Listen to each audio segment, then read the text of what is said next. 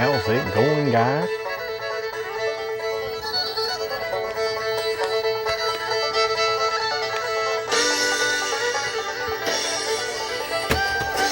Got a little,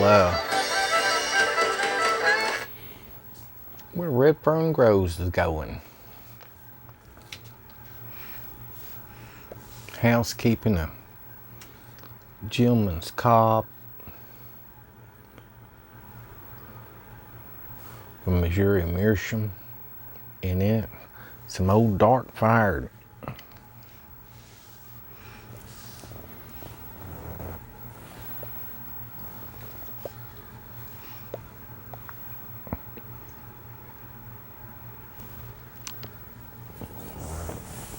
Looking for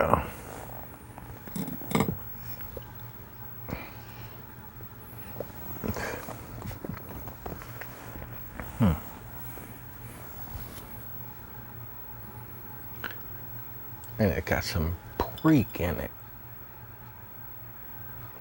from 2017. Look onto it. Nothing like some old dark fire. In case you was wondering where she was at. And get the back to me, cause I don't got no Latakia.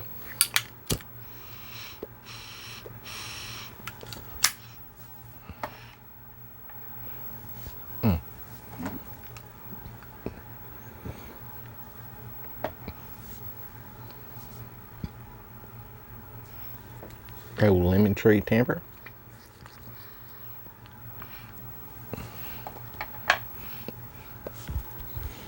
Childhood memories. Like to bring you back to a day when I was young. I was probably 11, 12.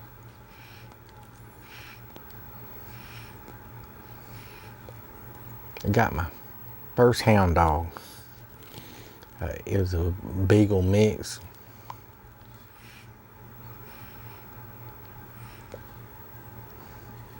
It had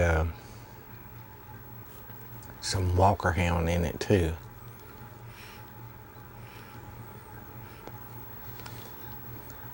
His name was Trouble. He rode, while I was at school, he rode around in Mama's apron pocket. He was the run of the litter.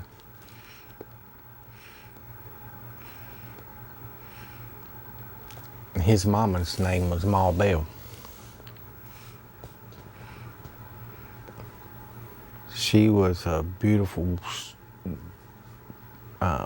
fully papered, registered beagle.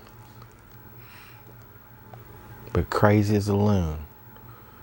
Crazy for hunting, you know, not like attack you crazy, because you couldn't get her in the boat. She'd hunt until she got plumb tuckered out, and then swim across the river and come home whenever she decided to. I can remember my daddy getting so mad because she wouldn't come with all the other dogs when we got ready to leave. Because what we did,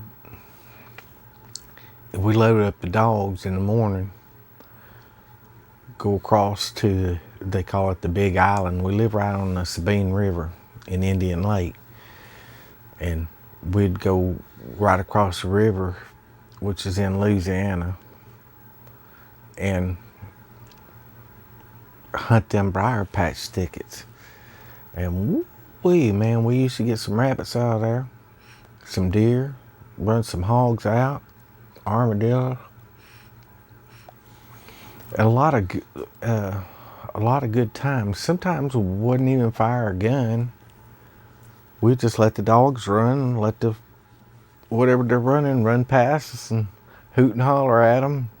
Let the dogs, you know, get all their chasing done. And then during fall, we'd bring the dogs across the river and let them hunt squirrels.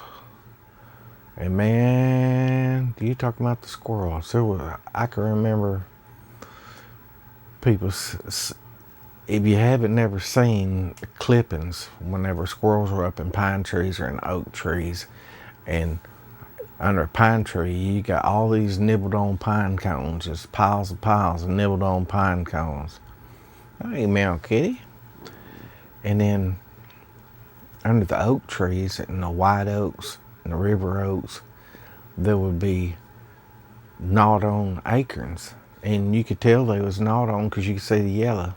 And the yellow is the cheese on the inside of the acorn.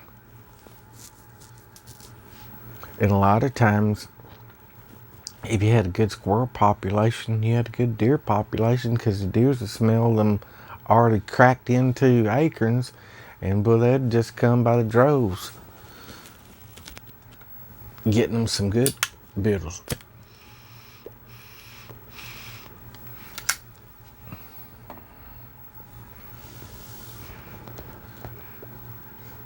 But trouble mostly carried him everywhere I went.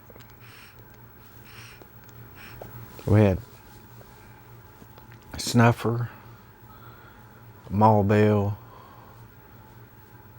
and then that was our two dogs that went in the boat. And normally everybody bought them a couple of dogs because that's all you want to handle and that's all you want to deal with at one time if you're going in a wad. And you have to also get the ones that get along together in the pack and hunt well together, and so there ain't a bunch of commotion. You know, you going out there to have a good time. You don't want, it's like bringing a bunch of kids that don't get along. You know, there's just gonna be fighting and bickering the same way with the dogs. But whenever we'd get ready to wrap up the day, we'd holler, we'd whoop for the dogs, and the dogs would come and get in the boat, and we'd go back across the river. And there was a set of steps whenever I was little, and it come down. A lot of times half of it would be underwater, but whenever water dropped really far, was really good for hunting and really good for fishing, because the backwater have these little ponds where the water couldn't flow over where the sandbar was back into the river if it dropped fast enough, and there would just be tons of fish. You could just we'd go out there and catch them by hands. And of course, before you did that, Daddy'd go around the edge, and Frank would go around the edge, or Jack, and shoot all the snakes, because there was plenty of water moccasin back then. Shoot all the snakes off around that they seen, and then as kids, get in there, and sometimes you'd seine for them, like if it was full of brim. But if it was grinnell, or cypress bass, what they call them, that's like a real prehistoric fish. Got really sharp gills and got teeth too, so if you stuck your hand in their mouth, they'd bite you pretty good. The gills is worse because that's really sharp. And we'd catch a boatload of fish and have a big fish fry. But that's to talk about trouble, and I was just watching this, remembering my younger days, walking barefooted down to the store with my little dog, and going there and getting a paper sack full of 1-cent candies, and then that'd last me all day.